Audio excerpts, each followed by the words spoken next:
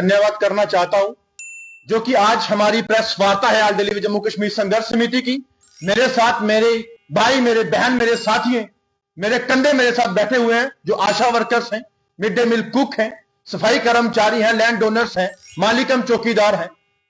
मैं आज इस प्रेस वार्ता के माध्यम से सरकार को बोलना चाहता हूं कि जो आपने एक दो दिन पहले असेंबली के अंदर जो आपने आंकड़ा दिखाया है 1,501 जो है daily Vaser, casual labour, seasonal workers, scheme workers, जो आपने डाटा दिया है, ये फाइनल डाटा है। हम इस डाटे को कंडेम करते हैं। ये कौन सा डाटा है? आपने 2014-15 में जब भाजपा पीडीपी की सरकार थी तब उस सरकार के दौरान इस डाटे को कलेक्ट किया गया था और डाटा बायोमेट्रिक के तहत जो है वो आज बनाया गया था और वही डाटा आपने आज पेश कर दिया।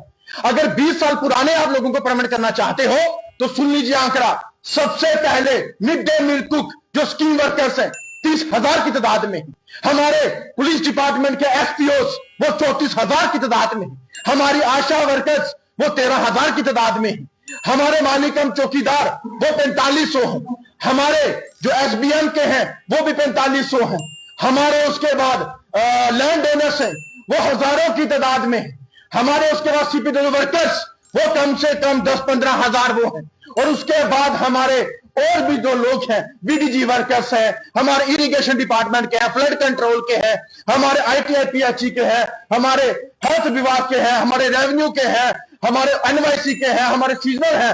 ये मिला के 1,501 डाटा नहीं बनता। ये उमर साहब हमें बेवकूफ मत बनाइए। और पहले डाटा आपका 1,501 आता है और कल परसों न्यूज सुनने को आ रही है 30,000 को रेगुलाइज किया जाएगा। क्या आप जो फेस मैनर्स जो बता रहे हो कि हम उनको परमानेंट करेंगे, आप इतना बड़ा डाटा जो है उसको आप परमानेंट करके क्या आपने फाइनेंशियल जो है वो चीजें सेटअप की है आपने? और आप लोग बेवकूफ बनाने में काफी माहिर हैं कि 26 में करेंगे, फिर 27 में करेंगे, फिर 28 तक जाएंगे और 29 में इलेक्शन हो जाएगी। ये बिल्कुल संघर्ष समिति जो है इसको बर्दाश्त नहीं करेगी। आपने बेवकूफ बनाना था वो बना लिया। जब आपने इलेक्शन लड़नी थी तो तब भी यही बातें कहनी थी और डाटा देने में इतना टाइम लगाया। और मुझे बताइए जब 20 साल से हमारे जो बिना बायोमेट्रिक के लोग लगे हैं वो कहां जाएंगे? उनका डाटा कहां है आपके पास? हमारे आशा वर्कर्स का उसमें लिस्ट में नाम नहीं, मालिकम चौकीदार का नाम नहीं, मिड डे मील कुक का नाम नहीं, एसपीओस का नाम नहीं, बीडीजी वर्कर्स का नाम नहीं, एसबीएम का नाम नहीं, तो डाटा कहां गया आपका? ये बेवकूफ नाम बनाइए। संघर्ष समिति ने फैसला किया है कि अगर डाटा देना है तो पूरा मुकम्मल बायोमेट्रिक करके दीजिए। पीएचई के अंदर कुछ ऐसे लोग हैं जो आज भी बिना बायोमेट्रिक के काम कर रहे हैं और जो बिना बायोमेट्रिक के काम कर रहे हैं उनका डाटा कौन देगा? वो कौन लोग हैं? वो कैसे है? क्या उनको अनदेखा किया जाएगा? ये सरकार जो आई वाश कर रही है इस पे हम कड़े शब्दों में निंदा करते हैं कि आप बेवकूफ बनाना बंद कीजिए। और 31 मार्च तक हमारी संघर्ष समिति का सरकार को अल्टीमेटम है। ये बड़ा फैसला आपने किया लेकिन ये बड़ा फैसला धोखे वाला है। यहां पे मिनिमम वेजेस एक्ट की बात आती थी, वो कहां गया मिनिमम वेजेस एक्ट? और हमारे लोगों के वेजेस बढ़ाने की बात आती थी, वो कहां गया हमारा वेजेस? लेकिन हमें 31 मार्च तक अगर मिनिमम वेजेस एक्ट जो हमारी मांग है, जहां हमारे जो बाकी लोग बायोमेट्रिक के बिना चल रहे हैं उनकी मांग है, जहां इनकी मालिकम चौकीदार के पिछले 22 साल से बिना पैसों के काम कर रहे हैं, हमारे सीपीडब्ल्यू वर्कर्स 150 रुपए में काम कर रहे हैं, हमारी मिड डे मील कुक, आशा वर्करें, बहनें, एसबीएम पे सफाई कर्मचारी हमारे जो है जिनको निकाला जा रहा है और कहते हैं हम सही कर रहे हैं। 31 मार्च तक हमारा लास्ट अल्टीमेटम है। उसके बाद 2 तारीख को जम्मू कश्मीर के अंदर पैंडाउन स्ट्राइक होगी, क्योंकि डाटा सही लाइए, लोगों को सही राह पे दिखाइए। बेवकूफ बनाना सरकार का काम था, वो आज भी है और आगे हम नहीं रहने देंगे। हम बेवकूफ नहीं बनेंगे और सरकार को खुले शब्दों में हम एक ऐलान करते हैं कि अगर आपने इस पे सही पिक्चर या सही क्लियरेंस हमारी जनता, हमारी पब्लिक के लिए, हमारे उस गरीब भाइयों बहनों के लिए नहीं किया तो संघर्ष समिति आने वाले दिनों में आपके सरकार का आमने सामने होगी। जी 2 बातें, एक तो गुरुद्वारा साहब ने बोला कि मुझे घरानी धमकाने की कोशिश मत करिए। दूसरा उसने बताया कि जो आगा दोबारा जब मैं इलेक्शन में आऊंगा मैं कभी मैंने खुद तो बनाऊंगा ही, क्योंकि जो मैंने गलती की वो दोबारा नहीं करूंगा। क्या कहना चाहते हैं? देखिए, हम देश के अंदर जब भाजपा की सरकार सेंटर के अंदर है और थी भी और आगे भी शायद रहेगी, तो उस भाजपा की सरकार के चलते कहते हैं कि हमें शायद सरकार जो आई है ये बहुत ही बेहतर सरकार है, हमें पता नहीं क्या कर देगी। लेकिन कभी भी उनके मुख से यह नहीं निकला कि हम किसी के साथ ऐसा करेंगे या कोई मुझे डराए ना, मैं उसका मुस्तकबिल खराब कर दूंगा, मैं ये कर दूंगा।